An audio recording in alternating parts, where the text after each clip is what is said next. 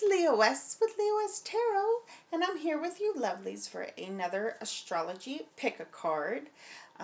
Just let me run through this real quick. Down in the description box below, you are going to find the link to the next video, because I'm sure that this will cut and you will have to continue over to the next one if you want to follow all the cards. You're going to find a way to get a hold of me for personal readings. Of course, this is a general, so it might not resonate, but if it does or doesn't, you can always still hit me up for a reading if you'd like. Also, I am moving this over. Okay, I have my link to my Facebook below. You're going to find way more activity out of me there. I do live every Monday at 9 p.m. Eastern Time, where I do channeled messages. I do advice for you by your zodiac sign, and for donations, I do questions, or I do a free oracle pull for you if I have time at the end. All right, so yeah, let's just jump right on into this bad boy. Oh yeah, don't forget to like, share, subscribe.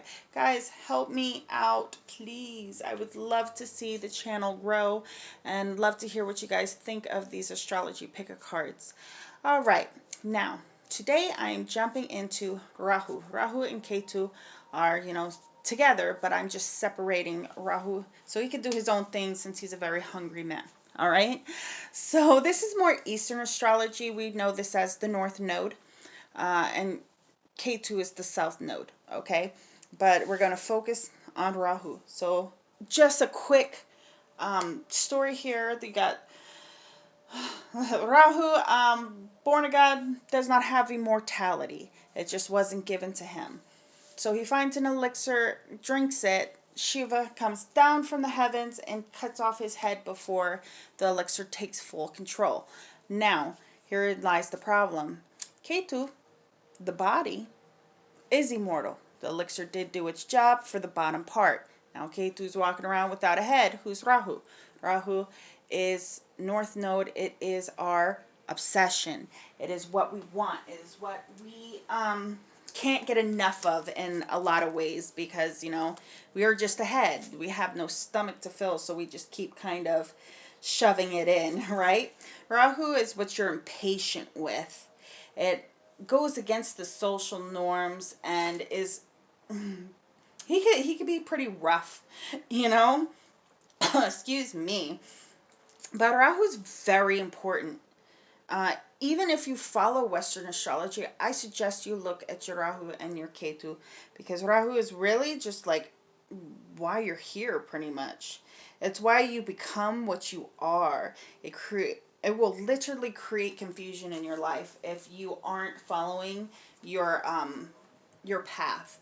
So Rahu, he's the guy that makes us confused within ourselves. If you've ever sat and wondered who you are, who am I, what's my path, why can't I get it right? That's Rahu. He's shaking you up because there's something in there that you have to pretty much get right, or question more, question in a way that's going to change things about you. He's explosive. Rahu explodes the house that he sits in. So, say your Rahu's in your 6th house.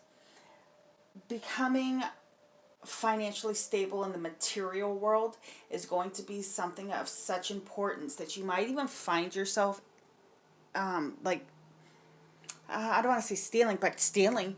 You find yourself stealing. You find yourself tricking people just to be able to get that higher up, or just to get that extra dollar.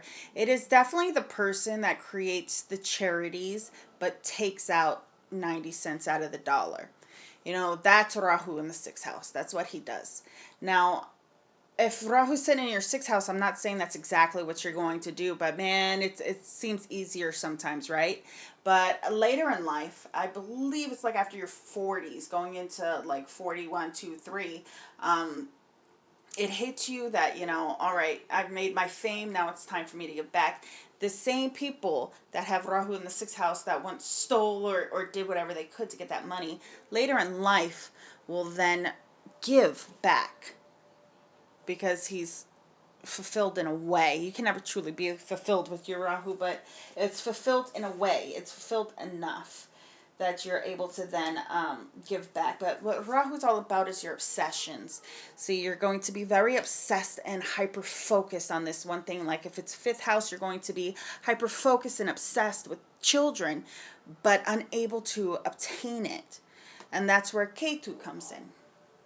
Because through Ketu, you're able to acquire your Rahu. Ketu, it's pretty much everything you've mastered in a past life. And this life, you're kind of over it. So like, say Rahu in the, or Ketu in the 12th house, because I'm doing 6 and 12 here. Ketu in the 12th house says that in past life, you mastered spirituality. You mastered the hermit mode. You mastered learning people's secrets, being able to handle your own secrets. So this lifetime, you're not really so spiritual. I'm not even going to say so spiritual. You're just not, you don't sit comfortably there. It's more a need for you to get material gain versus spiritual gain. And that is how these two balance themselves out. But it's very, very important. Even if you believe in your Western astrology, I'm going to go ahead and push it on you. It's pretty important for you to learn these, because you're going to find, I know when I found out where my Rahu and Ketu were, you're going to find out why things are so hard sometimes. It's like, oh, this makes a lot of sense. Plus, with your Rahu and your Ketu, you can find ways to fame. You can find ways to make things just better in your life. Rahu's constantly in retrograde, so he's constantly going against the grain. So understand, wherever he's at, it's going to be explosive. It's going to be very magnified. This house, it's going to be your obsession, which you can't have for the most part yet. So, good to know. It's good to know your Rahu, right? Because it's like good to know what you're obsessing about, why you're obsessing about it. And it's good because it's able to then show you the steps you can take to obtaining that house. Speaking of which, my Rahu is in the 6th house and my Ketu is in the 12th house, so I totally get it. Like, also, what was I going to say with Rahu, definitely make sure it's not eclipsed by the sun, all that stuff, because that will really change how it works. But learn your Rahu, learn your Ketu, learn how to use it to your advantage, and learn where your disadvantages are, because then you are able to kind of get more control of your life. And that's what I love so much about astrology, is that so many people don't get it. Like, a birth chart is a perfect map of your soul.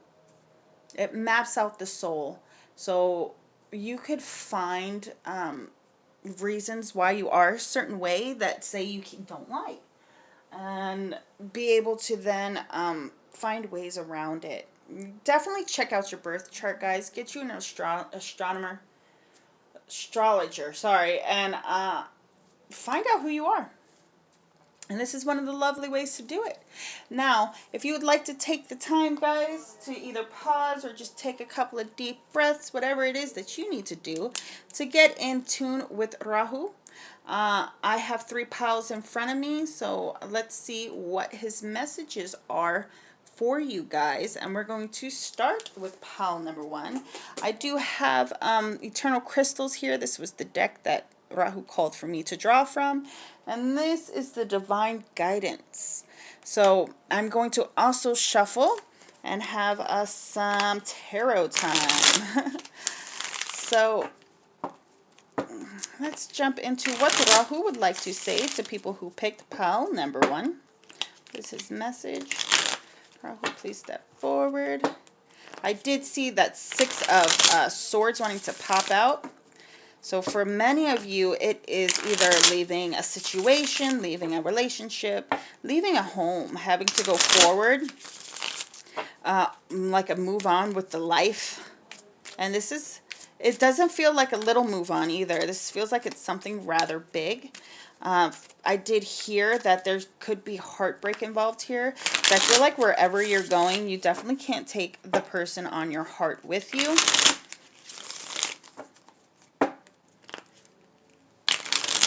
Oh yeah, For many of you, this is dealing with finding happiness in singlehood. All right. Let's see what Rahu has to say.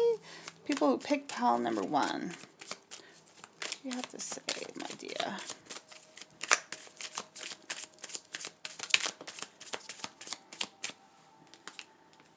I got 9 of rods here.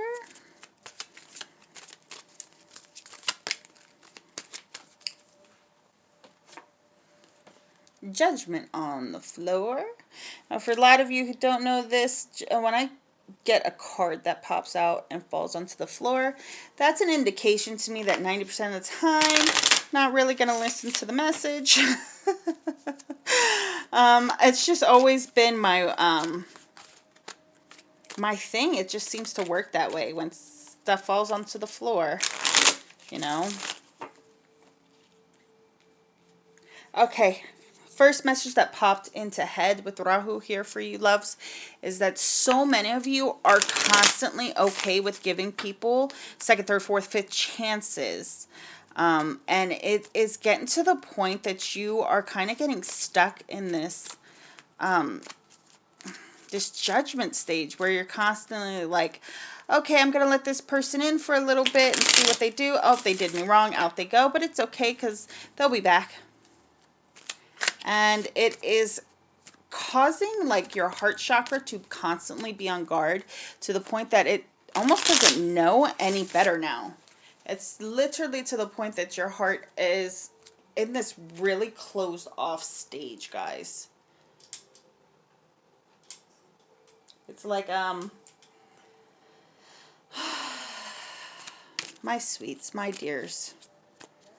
I see a lot of you too deal with like emotionally unavailable people, or you yourself, you're just emotionally unavailable, and it's like you're waiting for the right person to come along and rekindle that fire. But this is a fire that Rahu's telling you you must obtain yourself. There's a need for you to obtain a certain fire within yourself. For a lot of you, it is becoming financially stable yourself, or perhaps you're in this moment where you're learning that you have to venture out on your own. Like you're either leaving home for the first time, or you're about to move in, or you moved in with somebody and it's not working out. Now you're going to have to move in somewhere by yourself. I'm getting this message that so many of you are you're so used to the restart. It's almost like addiction. You're addicted to the restart. You're addicted to the fixing things being fixed. It's almost this addictive energy to things not working out. And it's because you're constantly in this 9 of Wands energy. And it's not... It's not even so much that. It's like Rahu's telling me outright that so many of you, you know somebody's not good for you. Or you know a situation's no good. You know somebody has multiple options. But you're almost addicted to the thrill of chasing this person. Or this person's addicted to the thrill of chasing you. There's just this addictive... method going on here. Very unhealthy in relationships. I feel like a lot of you are just really finding out now that you're non-committal. And by that I mean you constantly chase people that aren't meant for you. So you know that it's not going to work out. You know that you're not going to be able to tie it down. So you're able to then feed this non-committal piece of you. Yeah, the devil in reverse. Really like, I do take reversals, but I'm really feeling like that's like a sideways thing. It's like up and down. It's like sometimes you get this mental clarity that something's not right for you, and then you go right back into tying yourself to it. For some of you, I'm just going to call you out. Some of you are cheaters, or you talk to multiple people at one time, just so that no one person can really get the upper hand on you. That's what I'm getting here, guys. If that's not you, I'm sorry. I feel like then if that's not you, it's definitely just like this addiction to choosing people who you know are non-committal, or you know have like this emotional instability. So at the end of the day, you don't have to commit. For many of you too, this is a there is a lack of direction with job. Hermit on the floor, guys. Lack of direction here with a job, with your career, with your family. I do hear too, I hear, and it's very specific because I feel like there's a masculine and a father figure, and it's like an absolute refusal to see eye to eye. There's also this tie to hating on, I'm going to say hating on a father figure, hating on some kind of family member for things that have happened a very long time ago. Like I'm being drawn to like almost like adolescent, and you're like an adult now. And this is so long overdue for you to let this go. But like I said earlier with the singlehood, and there's going to be a lot of healing in silence. There's going to be a lot of healing in solitude, guys. Really embrace who you are. Really take note of yourself, guys, of yourself. Don't make note of what other people have done to upset you. Don't sit there and go over something that happened 10, 15 years ago that is no longer relevant. It's just, and I get it, if it hurts you, you know, I'm very sorry. But I'm here, Rahu is here to tell you it's no longer relevant. It's no longer relevant. It is definitely time to move forward. I do want one card here on the devil. On the freaking floor. You guys are mad at me, huh? Okay. It's a mindset. It is 100% a mindset, guys, that you can't have what you want. It's 100% a mindset that you are in this poverty, like, because what I'm getting is I don't have enough. I don't have enough, so I can't go after the person I want. I don't have enough, so I can't get what I want. So you're steadily stuck in this, putting yourself out in the cold. Steadily stuck on it, guys. And it's like, it's manifesting it. It's definitely bringing it forward. For a lot of you guys, there's a need for forgiveness from a father figure. There's a need for forgiveness from masculines in your life. And even if you're a man watching this, a female can be a masculine form. And a lot of time it's the masculine form that hurts us, right?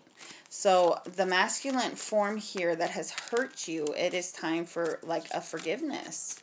It's time to open that. It will unblock so much of your heart and really stop this kind of, this constant need for a restart is what I heard. There's somebody here who's like addicted to the restart is what I get.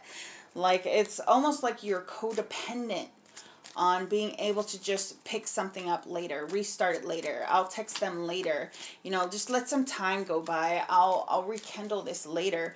But later sometimes never comes, and I do feel like for a lot of you, you're about to miss out on something beautiful and great for you if you don't do this inner work. For a lot of you too, there's this, like, Rahu's all about obsession. He knows. He knows when you obsess. Because he feels it. He's about it. And for a lot of you, there is an almost unhealthy obsession with thinking that people are below you. Like there's, this tugs at my heart. There might be a few of you out there who don't want to give somebody a try because they're overweight. Or because they're not exactly your type. Or because a person has like a hump. Or this person has like a crooked eye. There's something here that you're looking at wrong.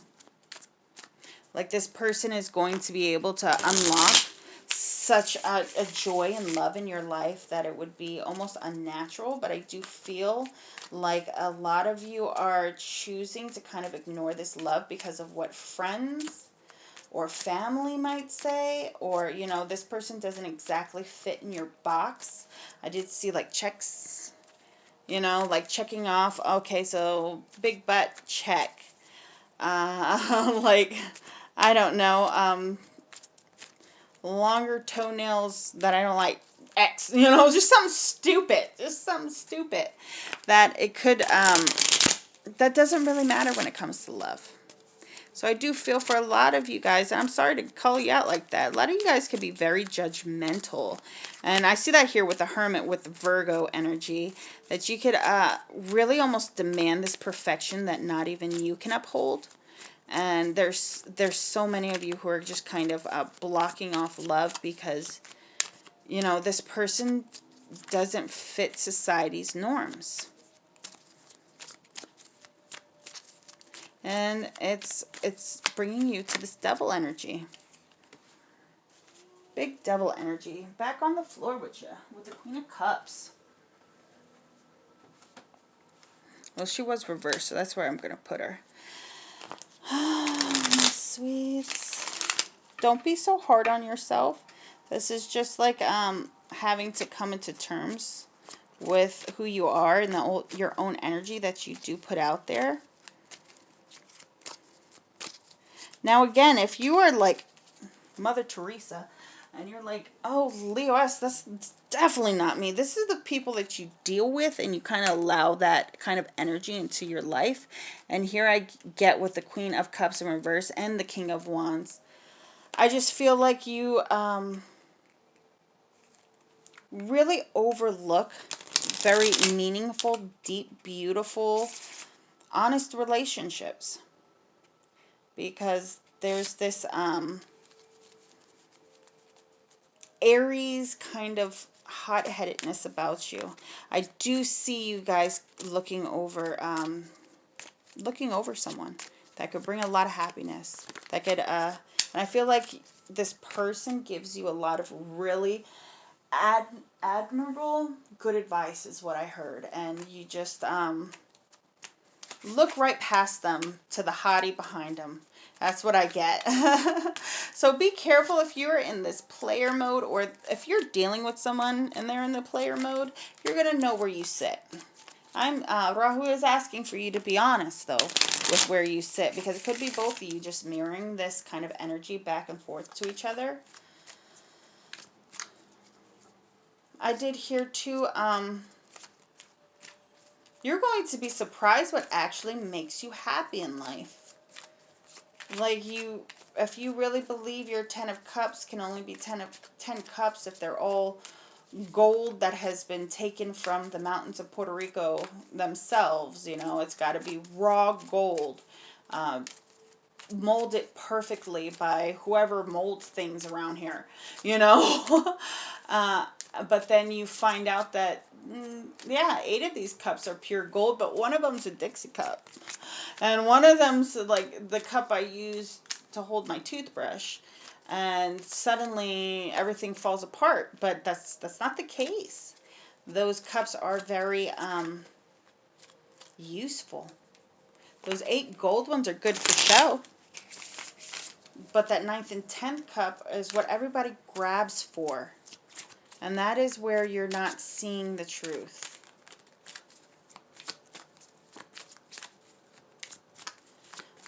Rahu does say, too, that movement is necessary.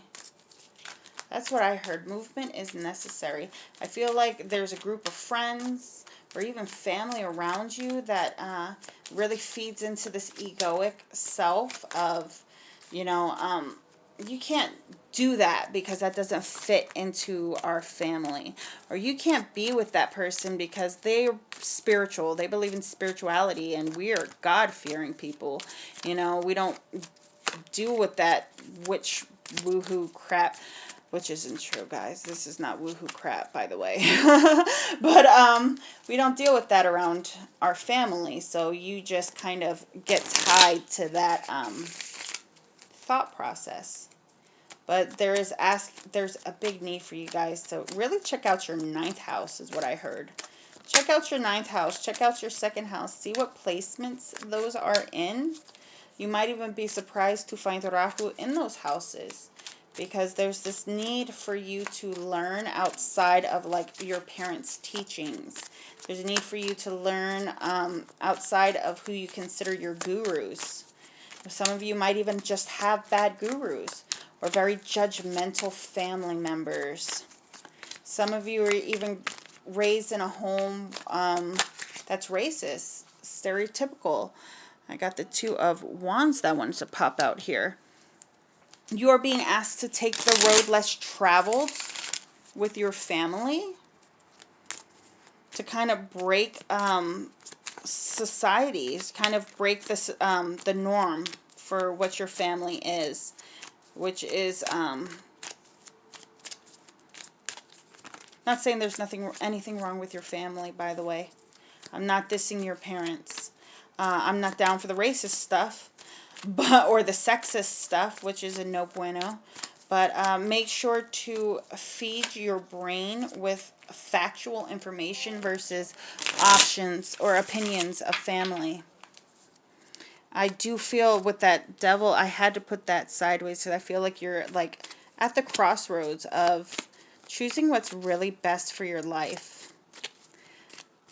But there is kind of a bit of a warning here with Rahu. It's that you could be passing up a beautiful opportunity in love, and with somebody who will fulfill you, with somebody who will truly fulfill you, for something that is for now. So please be open to the love options that you have coming your way. I heard go on that date.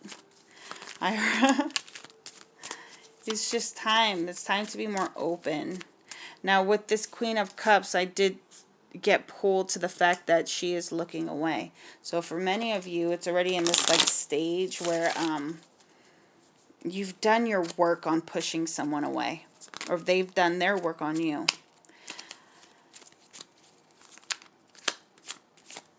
This is a tie. This is definitely past life energy here, where in a past life, I feel like you and this person that you're dealing with tend to bump into each other, and just about every life you pick family, or you pick somebody who is of better stature, even though this is where your heart lies. But you continue to pick material things. And I do have to say, you then spend you spend a very long time missing this person, wanting this person back, and not feeling very fulfilled. And I don't mean to put the pressure here, guys, because for some of you it's like, but I've done everything I could. This person rejected me. Then this is on them. If you wanted to know the karma of somebody who continuously rejects you for other people, or continuously rejects you for family and self-fulfillment, I guarantee they're going to be spending some time having fun, but then it sits in later in life, when true love doesn't show up, because true love already passed them by.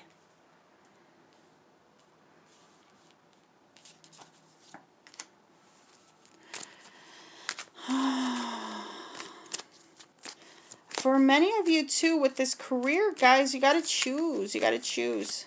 You got to choose what it is that you want to do. Yes, finding yourself can be very hard, because I guarantee Rahu's kind of shaking you up here.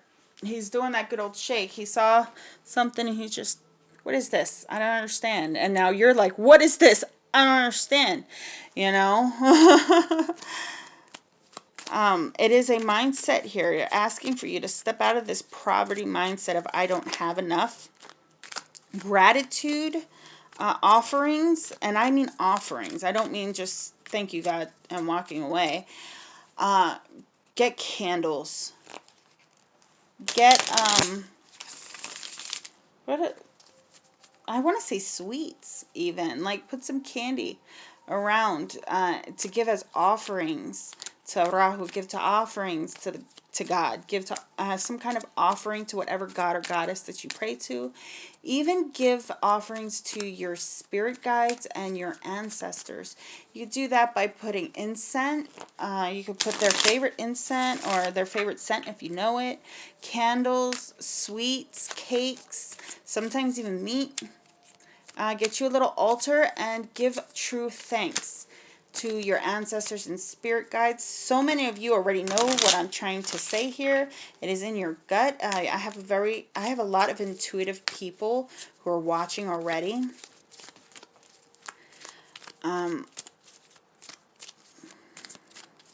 There's this need. I keep hearing road less traveled. Road less traveled from Rahu. That is what he wants to tell you via tarot.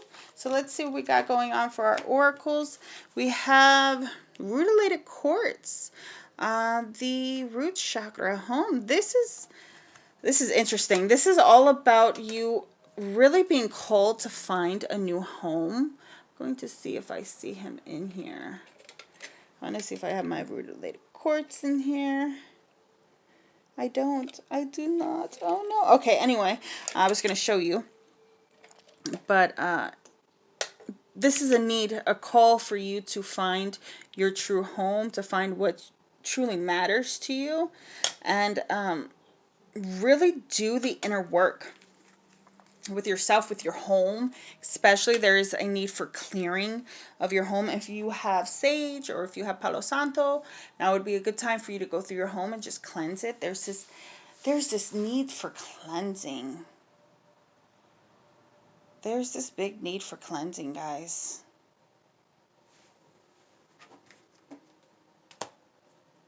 What else am I getting here with this rutilated quartz? Finding where your home is. I do hear for a lot of you, there's this big gap between you and the Father is the biggest thing that I'm getting here. This huge gap between you and the Father. Even if your father's passed over, perhaps this call for you to give thanks is to him. Sometimes we have to remember to give thanks to our spirit guides because they really help us along the way, guys. There's this just a call for you to be more grounded, and especially in that root chakra, you're no longer living off of survival, guys. You're living to live. This is a different lifetime. Sometimes we have to remind our soul of that, hey, this is different lifetime, guys. We're not living the same way as before, and you're able to cleanse and clear karma that way. But this is a call if you are looking to move. Home is on the horizon, but look into moving anyway, because there is this need for you to get your own identity and learn something different from what you have been raised to learn. Okay, and here is our divine guidance. I'm going to hold this card in front of the camera so you guys can take a good look, and it is number 40. All right, my loves, this card really speaks of that beautiful